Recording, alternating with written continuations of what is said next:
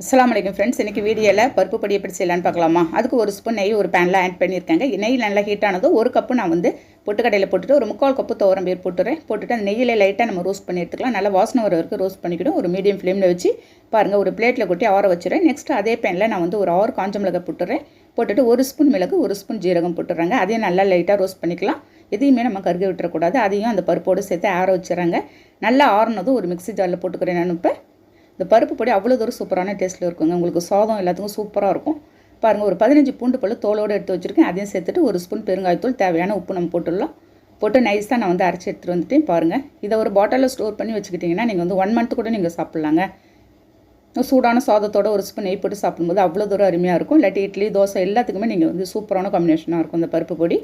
Okay friends, நீங்களும் இதேமாதிரி ஒரு டைம் ட்ரை பண்ணி பார்த்துட்டு கண்டிப்பாக கமெண்ட் பண்ணுங்கள். இந்த வீடியோ பிடிச்சிருந்தால் லைக் பண்ணிவிட்டு ஷேர் பண்ணுங்கள். மறக்காமல் சப்ஸ்கிரைப் பண்ணிவிடுங்க. நெக்ஸ்ட் வீடியோவில் பார்க்கலாம். ஓகே, தேங்க்யூ, பாய்.